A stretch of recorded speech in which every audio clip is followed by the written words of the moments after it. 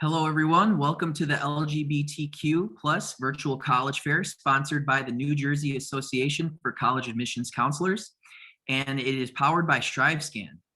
Each school in attendance today has taken an active step in building their LGBTQ plus communities.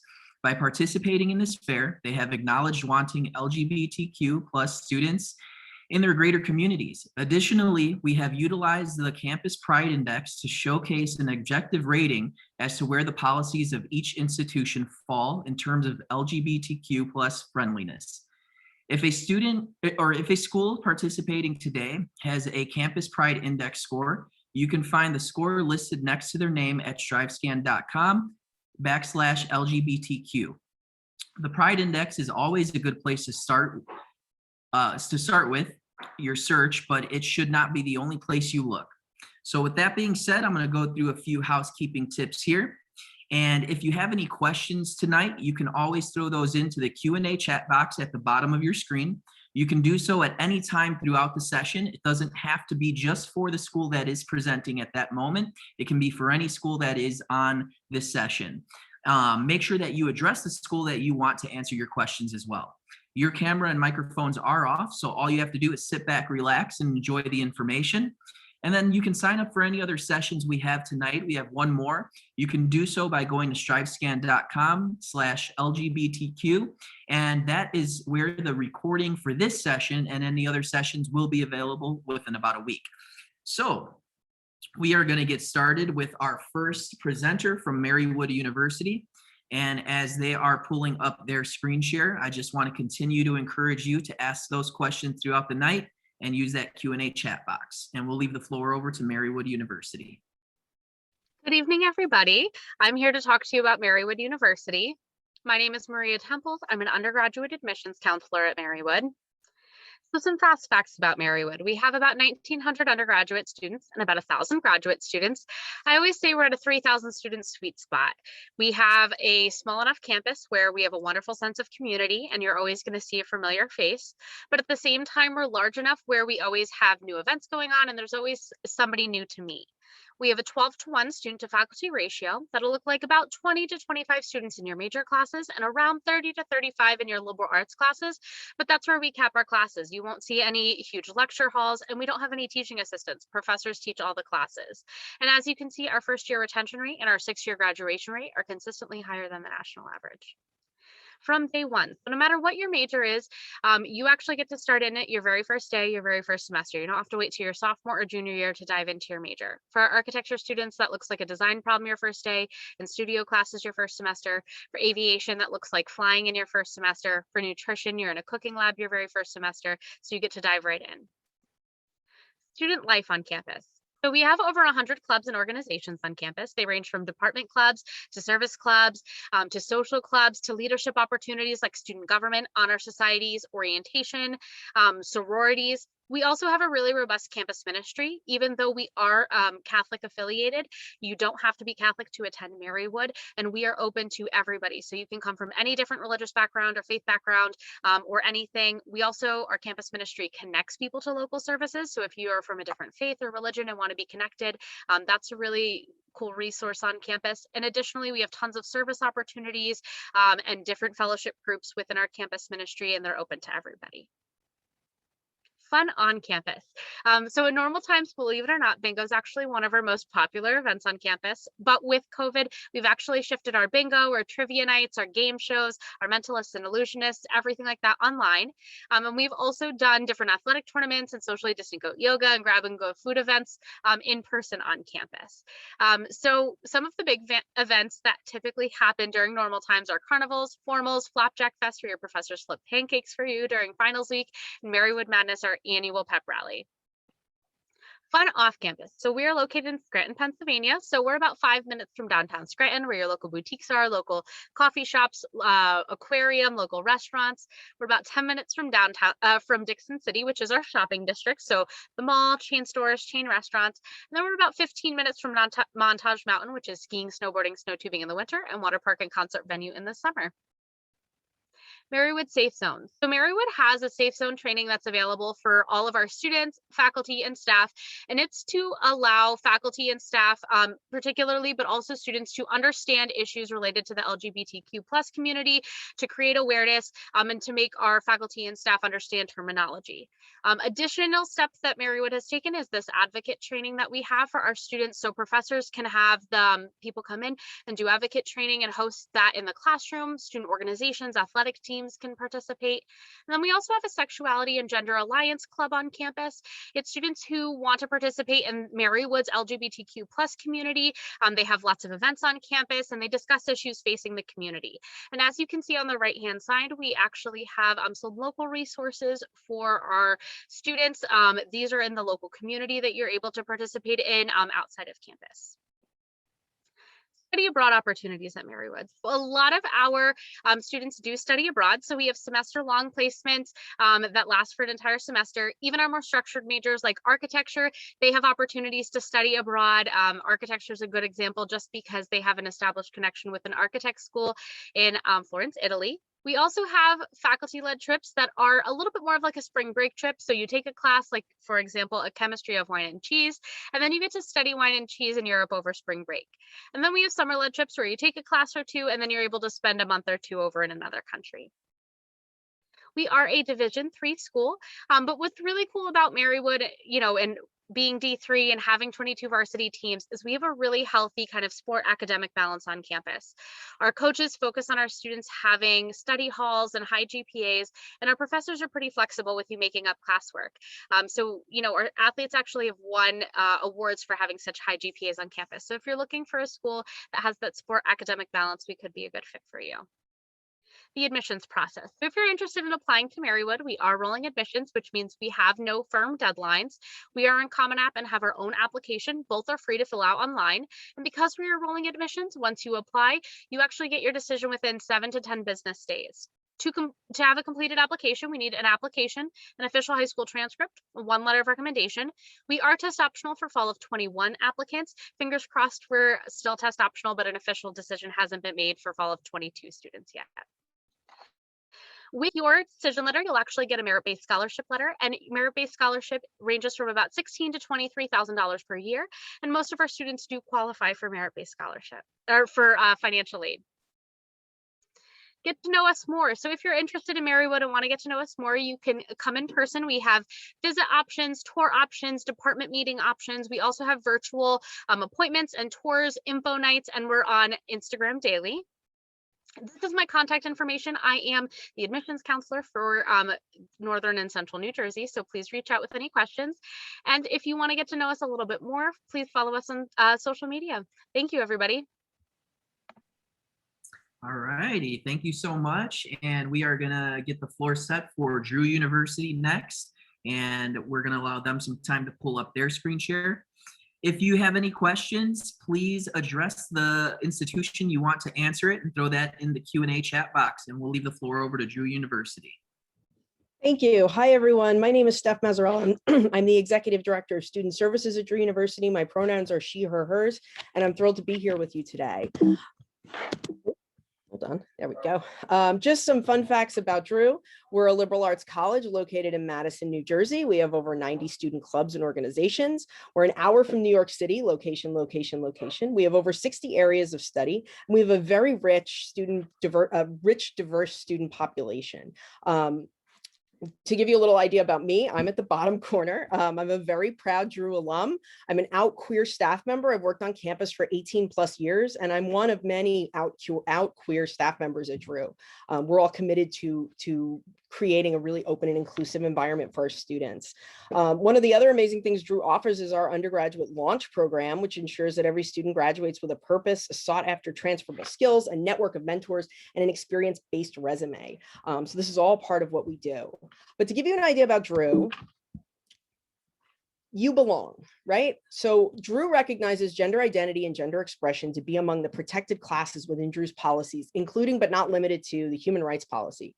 Drew recognizes and values differences between an individual's assigned gender and gender identity and gender expression, and prohibits discrimination against people on the grounds of one's identity of trans, intersex, or any process of gender transition. That is our trans equality policy statement, and it is very important to us. It's posted on our website, and it is backed and really, and something we care very, very much about. You can check out our LGBTQ resource page at drew.edu/LGBTQ. And what I've included on this page is to give you an idea of some of the amazing things we have happening on campus for our LGBTQIA students and allies. We have an LGBTQ student mentorship program for first-year students, and we pair them up with upperclassmen. We have amazing events like our Queering the Forest event. It's a week-long event we have every October. This year it was virtual, which is why there's a little mask on our thing. But I mentioned launch earlier. We have a launch community for gender and sexuality, and that brings together students and faculty and networks them with alumni and organizations off campus to really give them a really kind of holistic experience on campus and to connect them.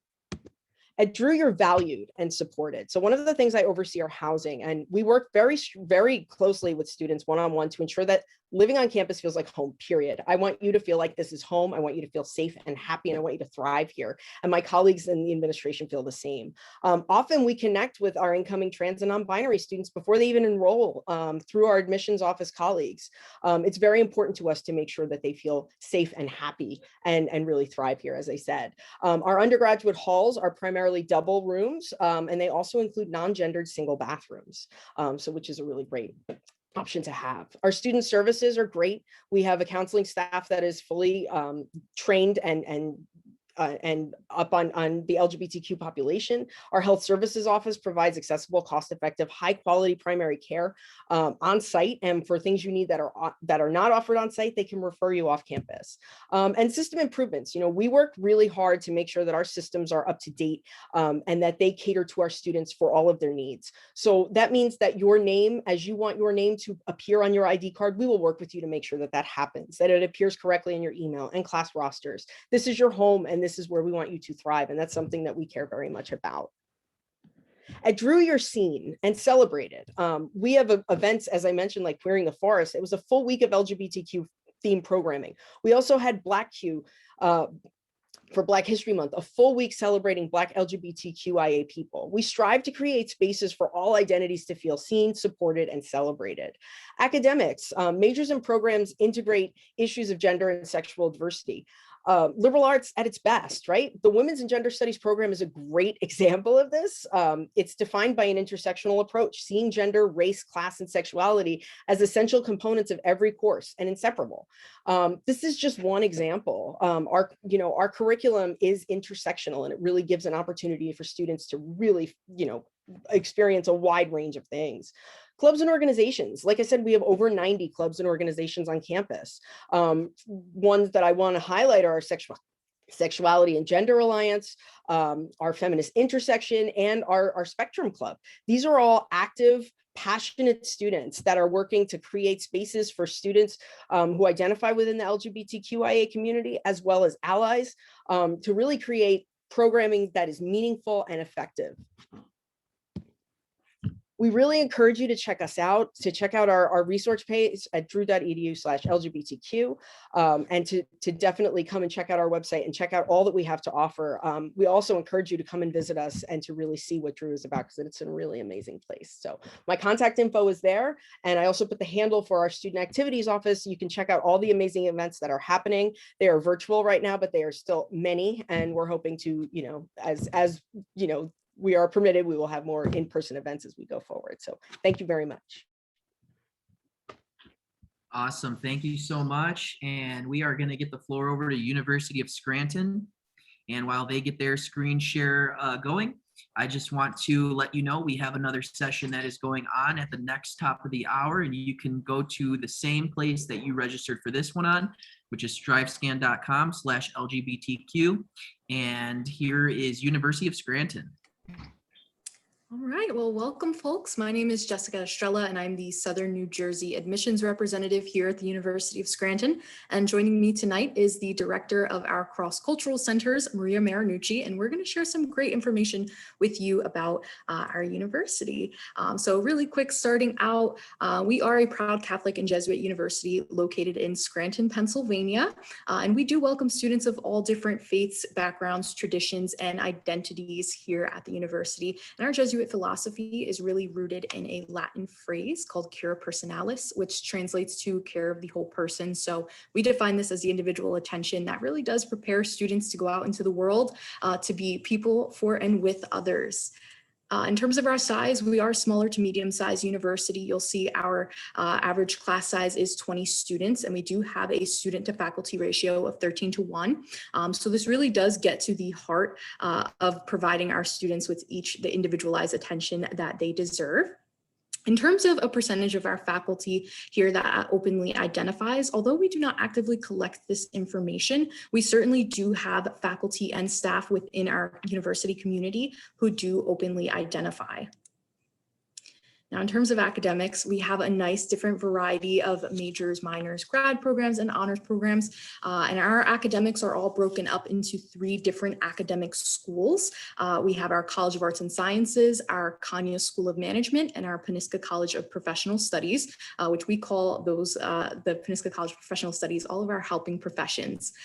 Now, programs such as women's and gender studies, as well as even counseling and human services, do integrate issues of gender and sexual identity. However, all programs within our Peniska College of Professional Studies, or our helping professions as I call them, do contain a multicultural and cultural diversity component to them to really familiarize students with the unique needs of all communities. However, if you are not within the helping professions school, all of our major programs do incorporate some free electives, so you can certainly still take classes that really include those components to them. Now, in terms of housing, we really do offer 4 years of guaranteed housing here, and it is our top priority throughout students' time on campus to make sure that they feel safe, feel provided for, feel comfortable, and at home as possible. So at this point, I'll turn things over to Maria to discuss some of the resources we have available for students. Thanks so much, Jessie. So as Jessie mentioned, my name is Maria Marinucci. I use she, her pronouns, and I serve as director of our cross-cultural center. So in that role, I oversee our women's center and our multicultural center, but I actually started at the university in residence life. And so I have a good understanding of our practices there. So we take a really holistic approach in terms of placing students. Our first year housing is primarily double rooms, corridor style. We have some single sex halls as well as some co-ed. But if your gender identity differs from your sex assigned at birth, we will work with you individually to find the housing option that works best and is most comfortable for you. So that is something that our residence life office will take the lead on and make sure that you're supported there. In terms of other resources, and as the slide notes, our housing does include light housekeeping. So our facility staff does come in and help clean up your room a little bit so it stays nice and neat. In terms of other support services, we have a wonderful counseling center that offers free and confidential counseling for all students. And they also run an LGBTQ support group out of the counseling center as well. So that's a new group that we're really excited about, that students have had really great things to say, a place to come together and really talk about support on campus and how to support one another. We have a number of other initiatives as well. Another school talked about Safe Zone. We offer Safe Zone as well. We've had over 900 folks participate in the last 3.5, 4 years. I'm actually doing a Safe Zone workshop this evening as well with our Student Occupational Therapy Association, and that's something we do quite frequently.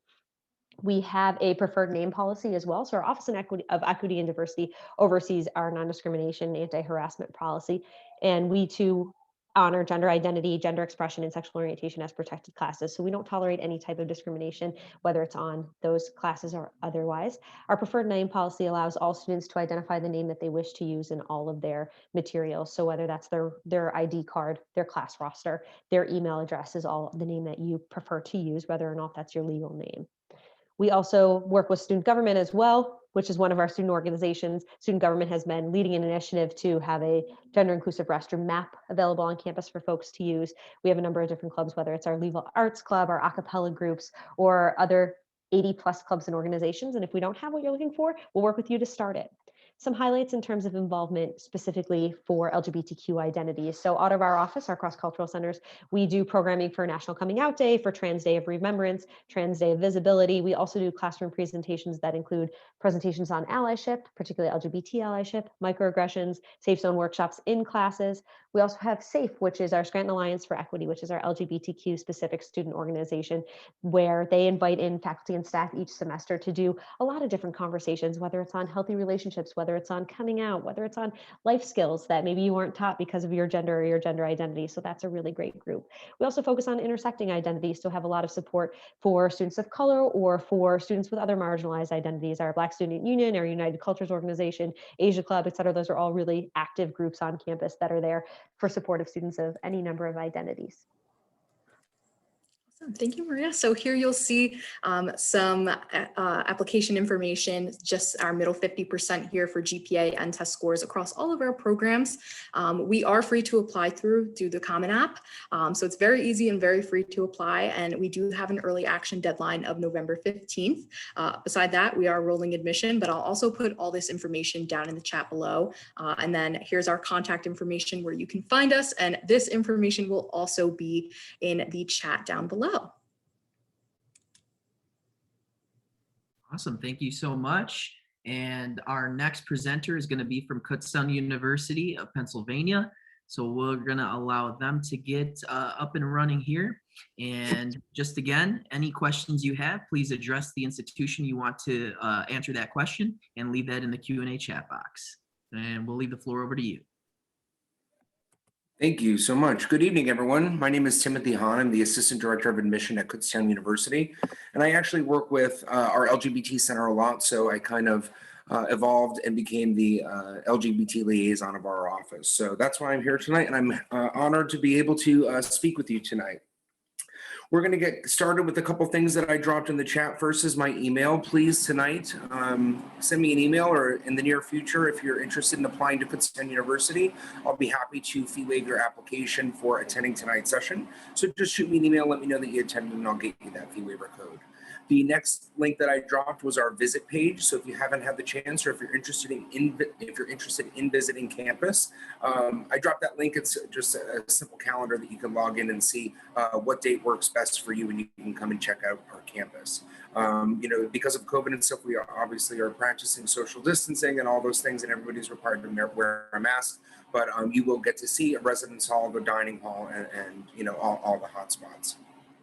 Next, I dropped the LGBT Centers link. This provides as a great resource. We are a 4 on the Campus Pride Index website, and we are proud of that. And we are trying our hardest to you know, jump up to that 5, but it is you know, it's a big jump, but we're fighting there for it.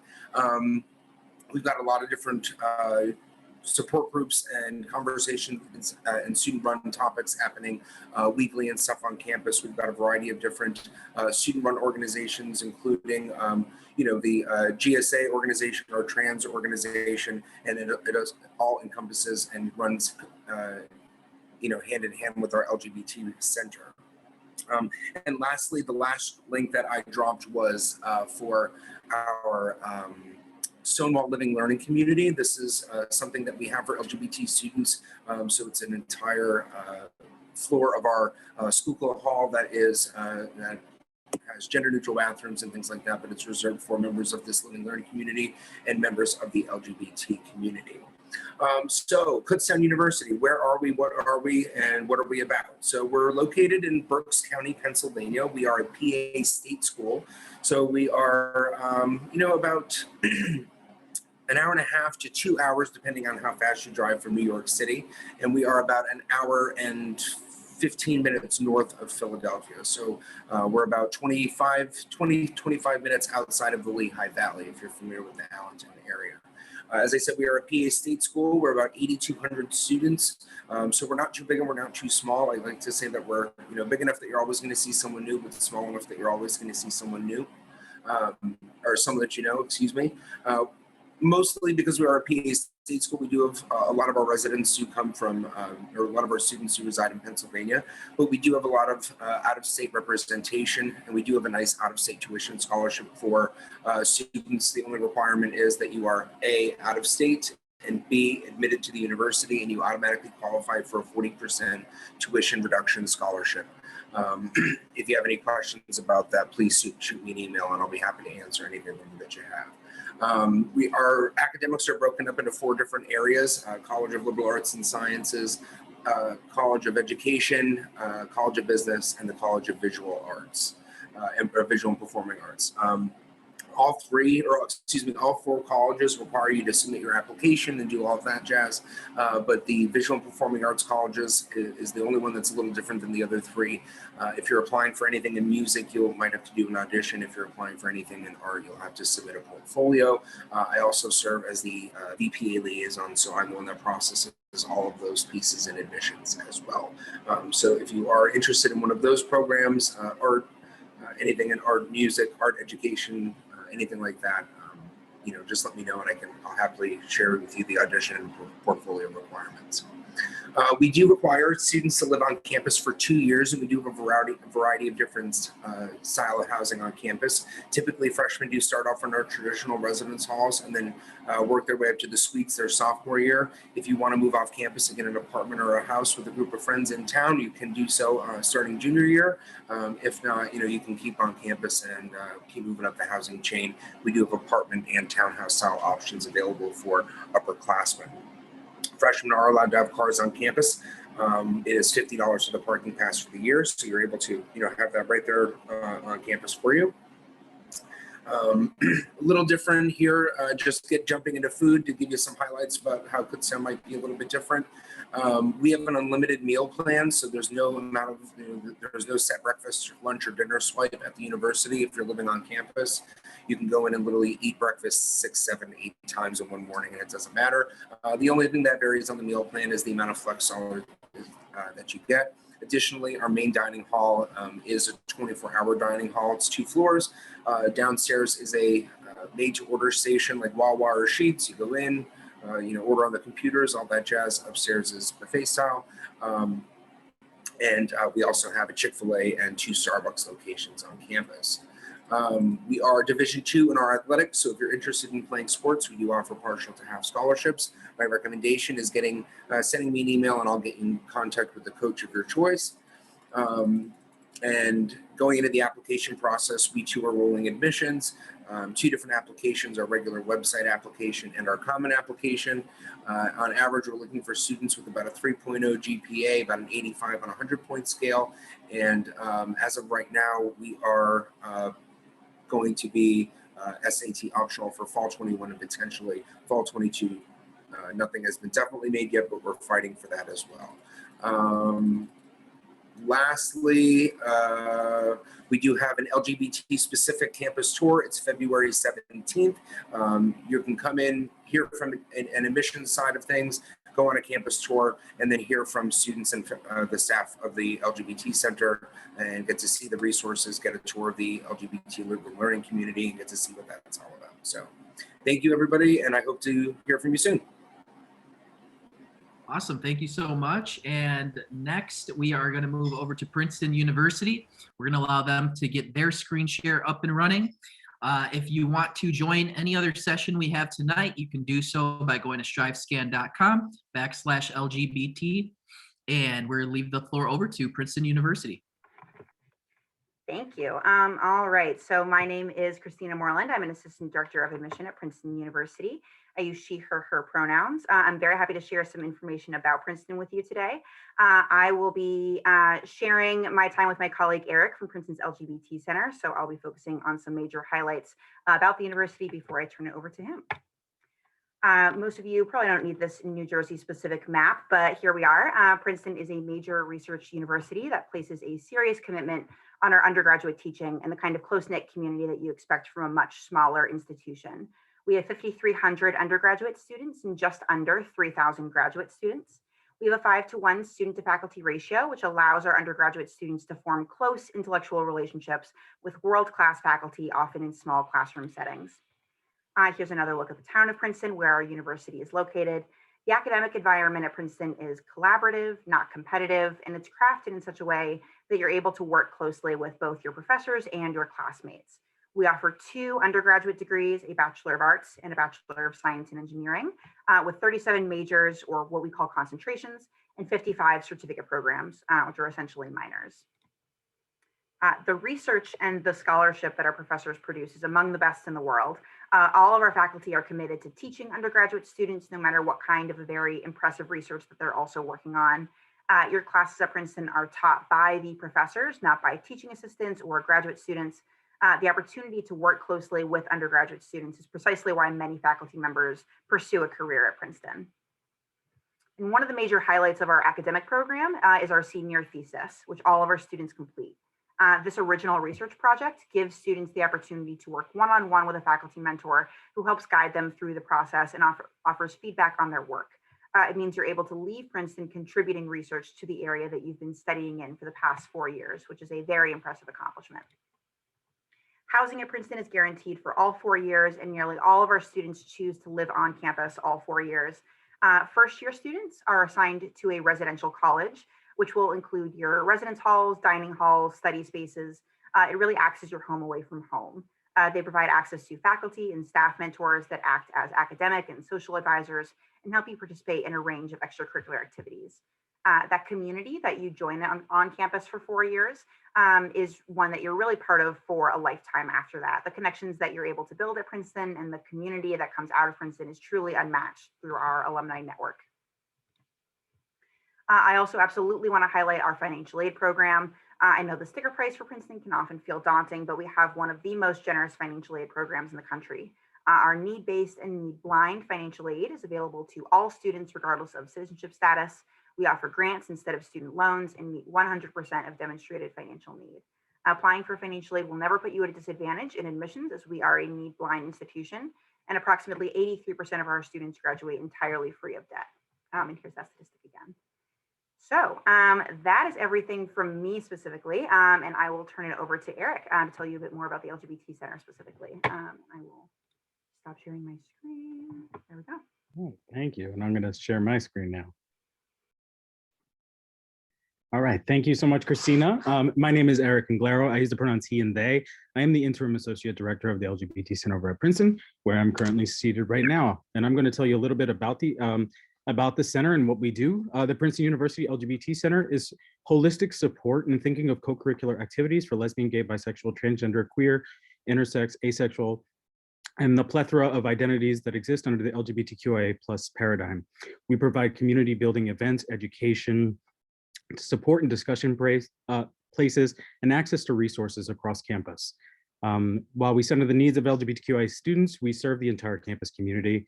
We are part of the Campus Life Office of Diversity and Inclusion, which includes the Carl A. Field Center for Cultural Understanding and the Women's Center. What we do, we have many different ways that we support students on campus and also think about the ways that we have programming. We have peer education, which is provided by some students on campus who provide panels for different academic departments, student groups, and any other place that needs training. And that goes into our workshops and trainings. We have support and discussion group spaces. Right now we have 18 active groups on campus that cover different affinity spaces, such as our trans and non-binary group, our queer API group, our asexual group, and there are so many others. If you want to check out the list of them, and we try to keep it updated at lgbt.princeton.edu. We provide resources for students, one of them being the physical space that I'm sitting in, which contains a great queer library donated by our very engaged alumni group. We have computers, study spaces, and provide those sort of resources, including food and discussions, many different resources on campus, which include our amazing UHS, our University Health Services policies, which are trans inclusive and really think about gender affirming care as we have these discussions across campus. Some of our programming includes an oral history project where you can hear stories from about 155 alumni, ranging from classes 1957 to 2017, all of which are available on our website, which you can fully access and listen to. We have our Rainbow Lounge and the Center Library. We have funding for student groups, which we provide at for many different student groups as long as they apply and they show need for the center. We have a spring speaker series, which is featured speakers such as Karamo Brown, India Moore, and a host of other folks that come to campus and have really engaging conversations and sometimes small groups. And we work across the campus community, working with our LGBTQ ERG, our employee research group, which is over 150 members of the Princeton community from faculty to staff that identify within the community and work with us in tandem. In our staffing, myself and many different folks who work across the campus. So that's just a brief snapshot of the LGBT Center, and it was so good to talk to you all today. Awesome. Thank you so much. And our final presenter is going to be from Rider University.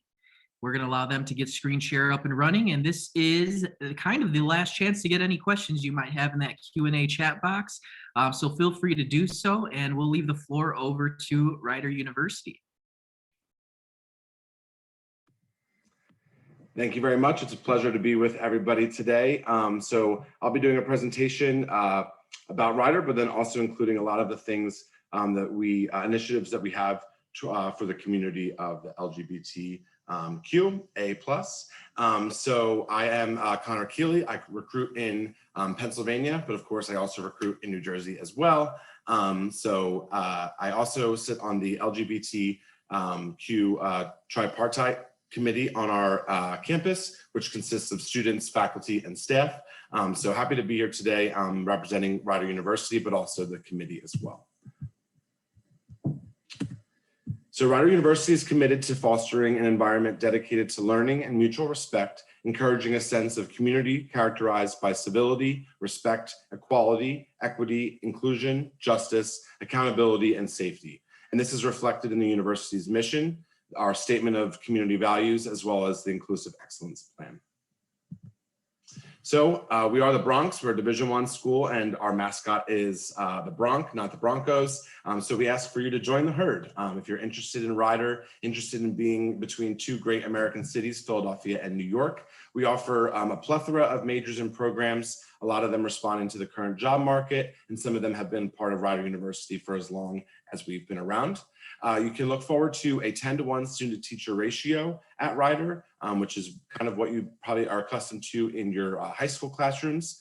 And then we are minutes from our previous panelist, historic Princeton, and then also just an hour from the beach as well. Getting near the warmer months, that might be of interest to you. We also have a number of fifth-year graduate options if you're interested in that. Here are all of our majors and programs listed on one page. Hopefully it's not overwhelming for you, but you're looking at business, education, the arts, which we are very well known for. Westminster College of the Arts is a world-class choir college, and then our School of Fine and Performing Arts encompasses our nationally ranked musical theater program. So a little bit of our admissions profile. 26% of our students come from outside New Jersey, but many of our students, like yourselves, come from the great state of New Jersey, South, North Jersey, as well as Central Jersey, if you believe in such a place. So that is a great place to be, and definitely you would not be alone in being from New Jersey at Rider. We also represent several different countries, 63 different countries and 39 different states, from Hawaii to Maine, as well as Washington, California, and many other states.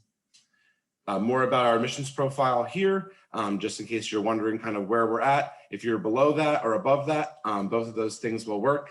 We are test optional. We've been test optional before the pandemic, but it's important to emphasize that again, since it's a little bit harder to access the testing centers. So Rider is test optional for all of our scholarships, including our full tuition scholarship. We have a Lifting Barriers initiative. It's probably the most exciting slide I have here in terms of what is new at Rider. We've reduced our tuition by 22%, opening access to a Rider education, also adding things like more benchmarks for career development and success, and expanding our alumni network and communication with students in order to have successful outcomes after graduation. The Center for Diversity and Inclusion has also expanded and has a brand new center in our student center, and then student navigation offices for first-year students, helping you to navigate all that it is to be a first-year student at a university like Rider. And these are our scholarships and grants. Feel free to ask me for more information about this afterward. This is just a slide about the decision-making process, looking at whether we have what you're looking for academically, the environment you want, and then financial as well. We're a suburban environment, kind of close-knit, small community. And then I showed the majors that we have earlier. Our Campus Pride Index score is a 4 out of 5. So we are definitely looking towards getting a 5 out of 5 and working towards many different initiatives. Some of our current initiatives are safe zone training. The admissions department ourselves will be having an in-office safe zone training that coming up this April. And then Lavender graduation is to recognize students within the community. Our Spectrum Mentoring Program is probably our most unique program or initiative that we have going on. And it's a first-year mentoring program for students who identify within the LGBTQ+ community. We also have a preferred name policy. So students may request that a preferred first name be printed on their ID card and displayed as their email name. And then we also have gender inclusive bathrooms, as well as gender inclusive housing policies as well. So if you and another student are interested in housing together and both of you are willing to room together, we can make that happen for you as well. So some more ways to connect with us. You can chat with your counselor. Texting is cool. Calling is great as well. We can also set up a drop-in Zoom call with you as well, with you and your folks. We also have the opportunity to be a Bronc for a day if you wanted to explore Rider in terms of academics and sitting in on a virtual class this spring. We also have the ability to do an on-campus in-person tour, of course, following all CDC guidelines and social distancing. But you can speak with a student tour guide and get all of your answers to the questions that you may have. We also have a TikTok, because if you don't have a TikTok, are you really living these days, right? So we have a TikTok, we have an Instagram, we have a Facebook page. We have great programming through that. We just did a live tour of our on-campus housing, so check that out on our Instagram page. But our students are amazing. They're really my colleagues, all of our tour guides, and they're doing a great job with all of that. If you want more information, my contact information is there, but I can say as an out member of the community at Rider, it is a very welcoming place, a good place to be, a great place to learn, and a great place to spend your 4 years before going out into the world and doing great things. So please contact me if you have questions after today, and it's a pleasure talking with all of you. All right, great. We've made it through all of our presenters. Thank you all so much for presenting. We do have a few minutes left. So what we're gonna do is I'm gonna share my screen and we're gonna do a round robin style of questioning. And that is gonna be, what unique campus event or program is specific to the LGBTQ+ community at your institution? And we are gonna get started right back up at the top with Marywood University. Yeah, so the program that automatically comes to mind, it's becoming an annual program. With COVID, we haven't been able to have it virtually, but we have a really cool drag show that's hosted by Mrs. Kasha Davis. She was on RuPaul's Drag Race, and she's actually a Marywood alum. And so she's the one who hosts it, and then our students participate, and then there is awarded like first, second place in the drag show, and it's a lot of fun. So fingers crossed that when things, things return normal soon, so we can have it again. But I think that that's really unique to the Marywood community. Awesome, thank you. And Drew University. So the thing that pops in my mind is Queering the Forest. So that's our week-long celebration we have every October leading up to Coming Out Day. We did it virtually this year. It was in person the year before.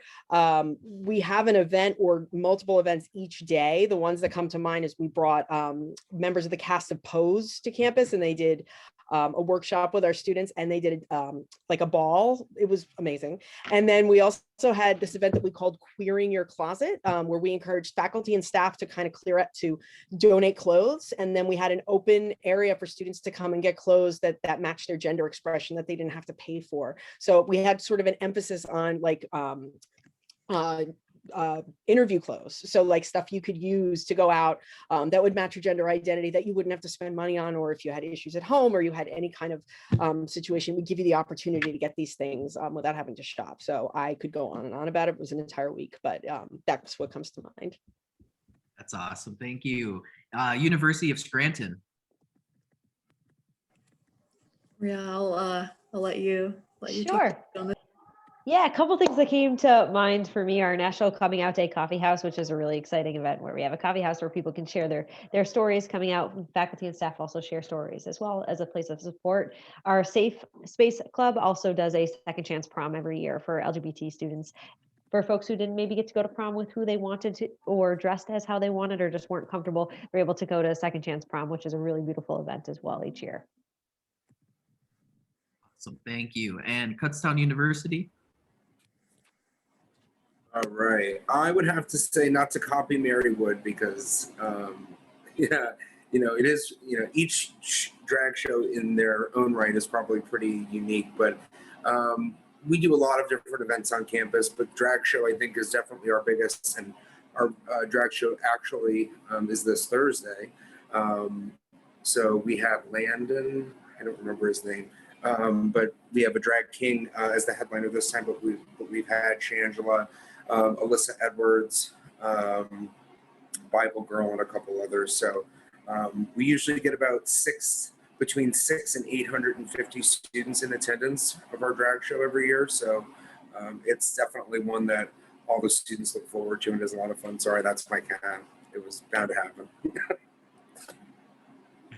Awesome. Thank you so much. Princeton University. Yeah, thank you. One of the events I'm thinking of right off the bat is our Connections, which is a family mentoring program which exists for faculty, staff, undergrad and graduate students.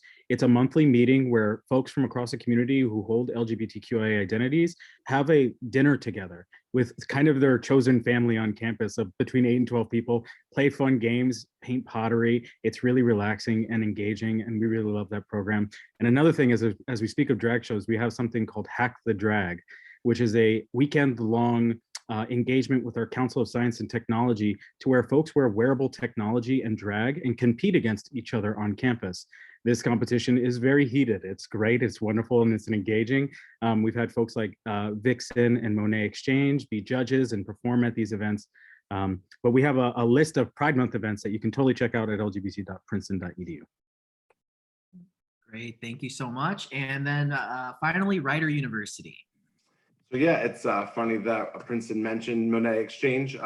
She is a graduate of Westminster Choir College, so she has performed at Rider as well, and Alyssa Edwards has come, but we're most proud of Monet since she's a graduate of Westminster Choir College. So we do have programming like that, but I would say our proudest program that we have, and probably unique, is our Spectrum Mentoring Program, and that's for first-year students who are members of the community, giving them a mentor to help them navigate all the things that it is to be a college student and also to be a member of the community. So, yep. Thanks.